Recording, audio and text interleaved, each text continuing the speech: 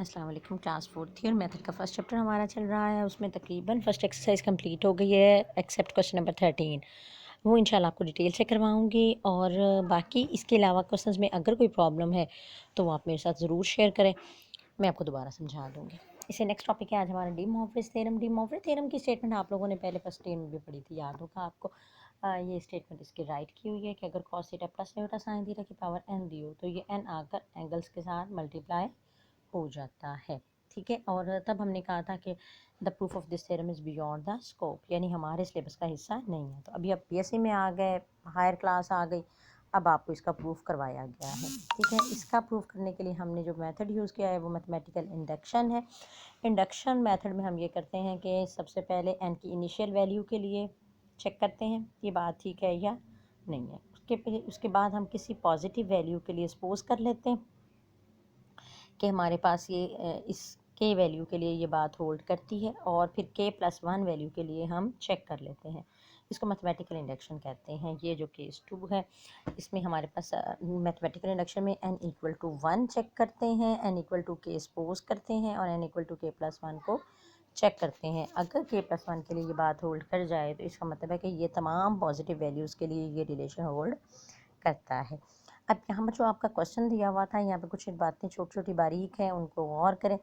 For all n belongs to integers. Integers कौन से होते हैं? जिसमें n की वैल्यू 0 होती है या पॉजिटिव नेगेटिव होती है।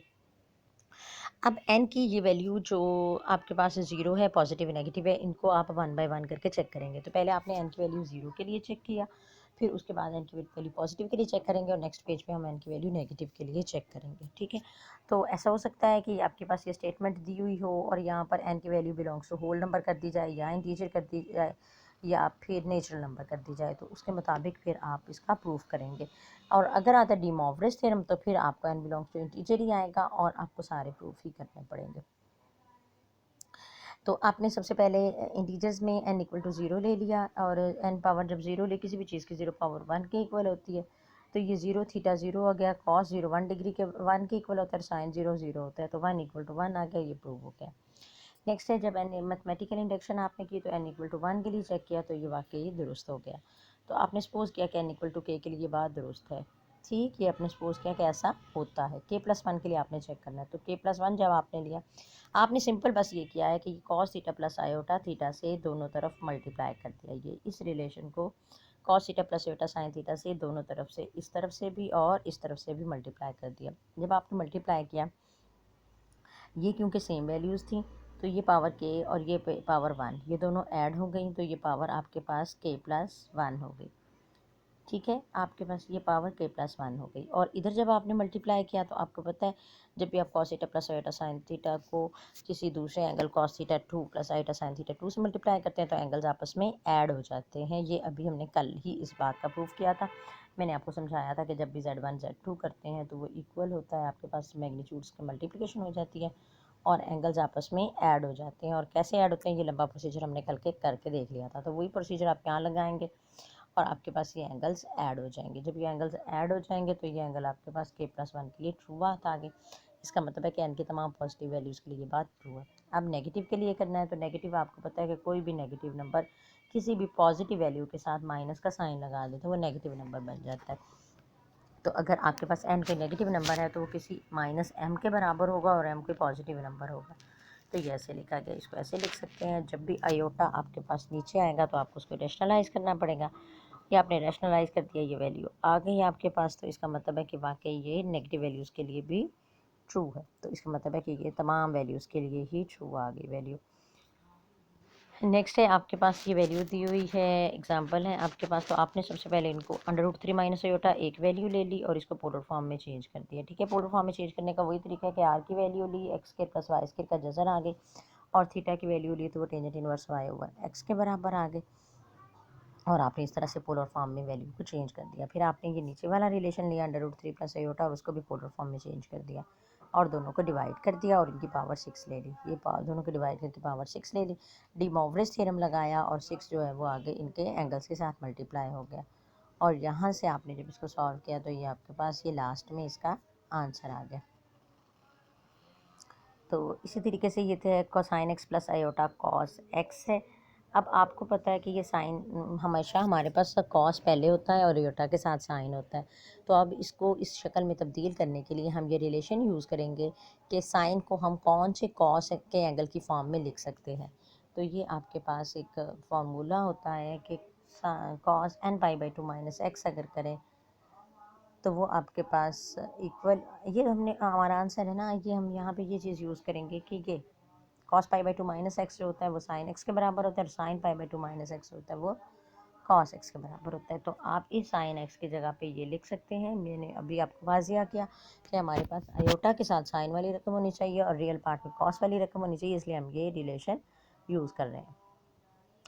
तो आपके पास ये वैल्यूज़ आ गई। अब डी मोवरेज थ्योरम लगाया आपने और एन को एंगल्स के साथ मल्टीप्लाई कर दिया, तो ये वही आंसर आ गया जो हम क्वेश्चन में चाह रहे थे। नेक्स्ट एग्जांपल है, एक नया तरीका डिस्कस किया हुआ है कि ये x is equal to cis theta. Cis theta इसी को कहते हैं cos theta plus iota sine theta की एब्रीवेटेड फॉर्म, मुख्तसर शक्ल जो है वो सिस थीटा कहलाती है, CIS सिस। आपने ये शो करना है कि ये रिलेशन इसके बराबर है और ये रिलेशन इसके बराबर है। उसके लिए आपने एक्स पावर एन ले ली, डी मोवरेज थ्योरम लगा दिया, 1/x पावर एन ले ली, और जब भी आप नीचे आयोटा की रकम आती है तो उसको रैशनलाइज करना पड़ता है। आपने इसको रैशनलाइज कर दिया और दोनों को ऐड कर दिया, और फिर जब दोनों को सब्ट्रैक्ट किया तो ये आपका रिक्वायर्ड रिलेशन आ गया। इसी तरीके से इनको आपको कहता है कि पोलर फॉर्म इनको एक्सप्रेस करें आप। ये आपने सिंपल, ये तो स्केयर सिंपल फार्मूलों से खोल दिए हैं, ठीक है, वैल्यूज़ खोल दी हैं। अब जो बड़ी वैल्यू है 6 पावर लेनी थोड़ी मुश्किल हो जाती है, तो उन्होंने अभी क्या किया, इसको पोलर फॉर्म में चेंज किया, ऊपर वाली रकम को भी नीचे वाली रकम को भी, और फिर वो उसकी पावर 6 ले ली और ये इसको हल कर लिया, ठीक है। ये सारा काम हमने कल भी करना सीखा था। और इस तरह से अब ये देखें, ये क्या आ गया, cos theta plus iota sine theta, ये कॉस 2 थीटा है, ठीक है, ये कॉस 3 थीटा है, ये कॉस 4 थीटा है और ये कॉस 5 थीटा है। एक जैसी रकमें होती है तो इनकी पावर्स को हम ऐड कर लेते हैं। अब हम क्या करेंगे, इनको सबसे पहले तो एक जैसा बनाएंगे। एक जैसा बनाने के लिए हम क्या करेंगे, इनके थीटा एंगल के साथ जो भी रकम मल्टीप्लाई हो रही है हम उसको बाहर ले जाएंगे डी मोवरेज थ्योरम लगाकर। तो फिर आपके पास क्या होगा, ये सिंपल अच्छा, यहाँ पे ऐसा भी किया जा सकता है जैसे मैं पहले बता रही हूँ। दूसरा तरीका जो यहाँ पे समझाया है वही आपको बता देती हूँ ताकि आप लोग कंफ्यूज ना हो। यहाँ पे डी मोवरेज थ्योरम लगा के जो पावर्स हैं उनको अंदर ले गए, ठीक है। तो आपके पास ये जो पावर 5 थी जब ये अंदर चली गई तो ये 10 थीटा हो गया, ये पावर अंदर गई तो -18 थीटा हो गया, और इसी तरीके से ये पावर्स अंदर चली गई, ठीक। अब आपको पता है कि जब भी दो रकमों को आपस में ज़रब देते हैं तो अगर आपके पास ज़रब दे रहे हैं तो उनके एंगल जमा हो जाते हैं, और अगर तकसीम करें तो एंगल्स माइनस हो जाते हैं। तो ये आपने ज़रब देंगे तो इनके एंगल्स जमा हो गए, और इनको जब आपने तकसीम किया तो इनके एंगल्स माइनस हो गए। ये रिलेशन आपने यूज़ किया तो आपके पास ये टोटल आंसर आ गया और ये सिंप्लीफाई हो गया। इसी तरीके से आपके पास ये एक्सरसाइज के अगले क्वेश्चंस किए हुए हैं, और मेरा ख्याल है कि ये इतना ही काफ़ी है। ये आपने पहले 2 क्वेश्चंस और जितने एग्जांपल्स आपको कराएंगे आपने वो करनी है। बाकी मज़ीद बेटे आज जुमे का दिन है और आपने ज़्यादा से ज़्यादा दुरूद पाक पढ़ना है। ये आज के आपके होमवर्क में शामिल है।